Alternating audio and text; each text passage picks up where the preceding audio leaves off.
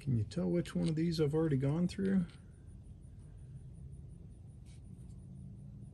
It actually might not be super obvious, but you can see some fresh grease, less cruddy springs, and I can assure you that the action is much smoother on this one. So I pulled this door, driver door latch out because I believed that it was not working correctly, such that when you lock the door, it needs to have you hold the button in when you push the door closed. And seems to be working though, as I look at it outside of the car. So this is the unlocked position, and if I pull this, what would be up, that would be the locked position there. Locked, unlocked. Kind of hard to do on camera. Locked, unlocked.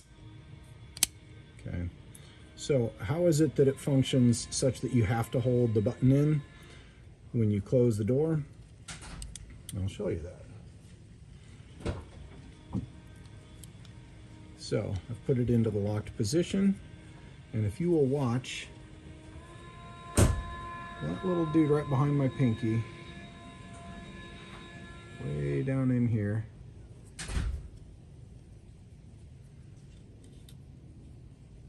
all right, I'm gonna simulate closing the door, and you see how that thing is coming down, and it's pushing onto this guy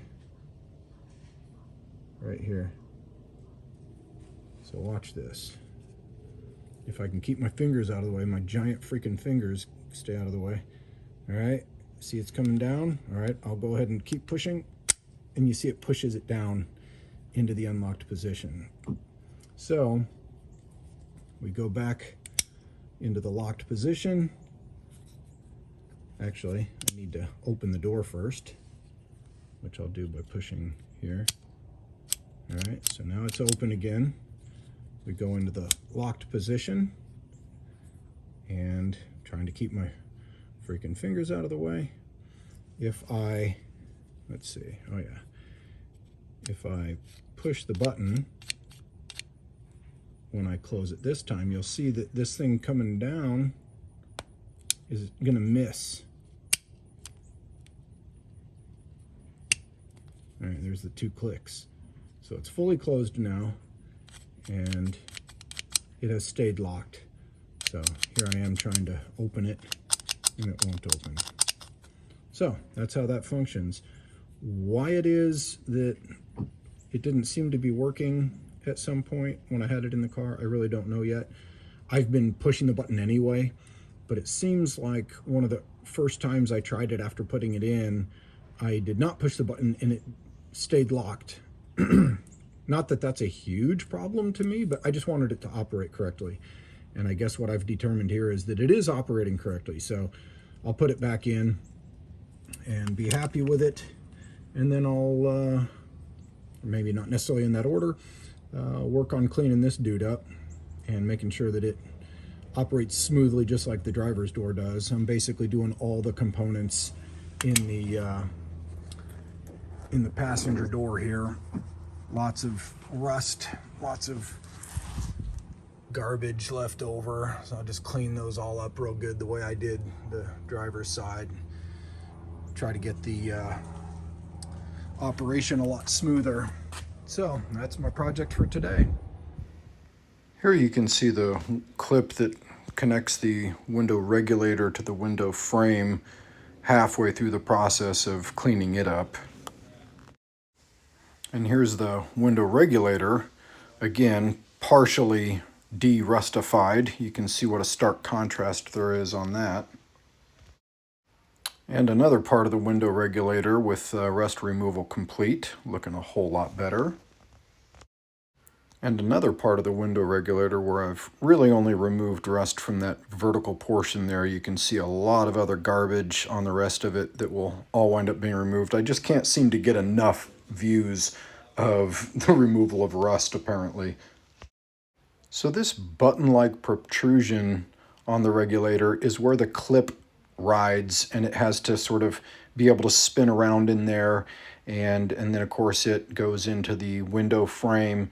And this is, just critical that this is, able to move freely for the window to operate as good as possible. So you can see me here taking small files and really just trying to make it as perfect as I possibly can. I swear, this will not stand. I agree, George Chichester. This will not stand. Okay, you might be thinking, what are you talking about? See that slight burr raised on the edge of the teeth? Yeah, that's got to go. And go it did, thanks to a nice file. So one thing that is a bit of an issue with trying to do really good work is that oftentimes you realize, the first one I didn't do nearly as good a job as the second one. So as you can see here, I'm really just going after every single possible part of this latch mechanism that I possibly can to clean it up really good. And when it was all said and done, it was just so much cleaner than the driver's side. And so I had to kind of make that decision, do I go ahead and just put the driver's latch back into position and call it good, or do I, put all kinds of extra effort into it? And ultimately, I just put it back in because the reality is it operates just fine. And, when is it going to be seen again? I don't know. No time soon. Another thing that I did not do on the driver's side, which I did do on the passenger side, is pull the lock apart and clean it up real good.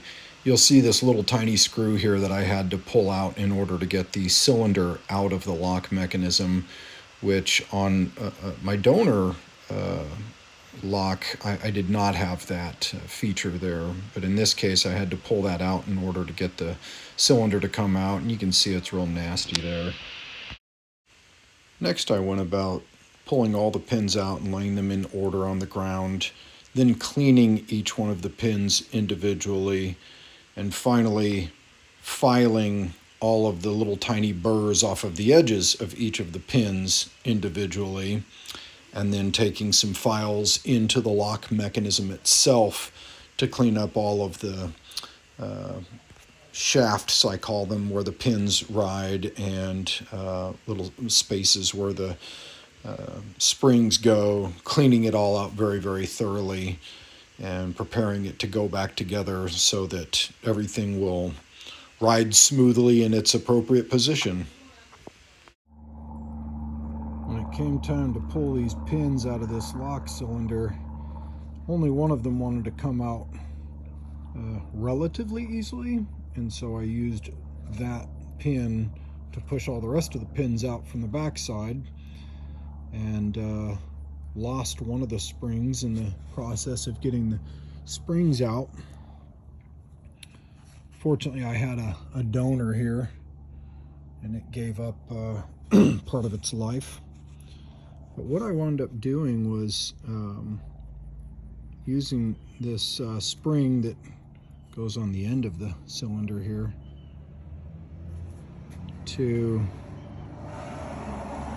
sort of get into the space where the pin goes and get underneath the springs to kind of push them until the tip of them stuck out enough where I was able to grab them with my meat hooks of fingers and spin them clockwise gently and carefully until they fell out into my handy dandy little magnetized tray there. And then I proceeded to use files to clean up the burrs on the pins, and also down in each one of the shafts here, until I could check each pin and make sure that it's riding smoothly in there. So we're just about ready to button this thing back up and get some graphite lube in there, and hopefully everything will be really nice again. The process of the elimination of variables is my friend again. So I have two locks here, one of which the cylinder spins freely, the other one which does not. So I began by taking the cylinder that does not spin freely and putting it into the lock that does, and found that it spun freely. Ultimately, I used my calipers to determine that one of these openings is not a perfect circle. So there's going to be some cleaning to be done in there, and that should resolve my issue. Truth be told, I found several different profiles inside of the lock mechanism that needed to be adjusted, and ultimately I did have a little catch still left at the end, which I accepted because I just didn't want to remove any more material in there. I may return to that another day, but it was good enough for now. This was my first time using vinegar as a rust removal aid. Let them soak for about 24 hours, and I was just really pleasantly surprised with how well it turned out. See some before and after shots here, get an idea of the results. A lot of these bolts were really not in good shape.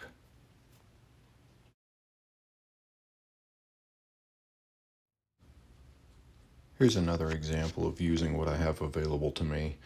I have this ridiculous homemade magnetic phone holder that I use to take shots where I don't have to hold the phone, and I've just mounted it to the underside of the bumper of the car here so that I can show what it's like using these abrasive wheels, and I say abrasive, I think they're referred to as polishing wheels on this heavily pitted chrome handle here. Really kind of like how the results turned out on this, all things considered.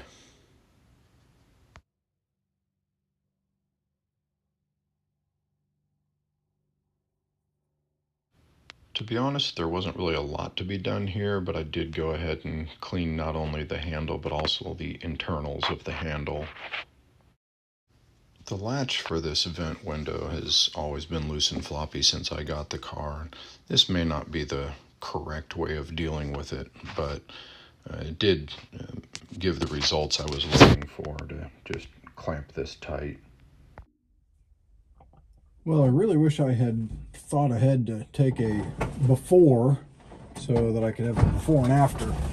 You can just kind of trust me that before was you turn the window crank and nothing happens at all here until you put a great deal of pressure on the glass. So now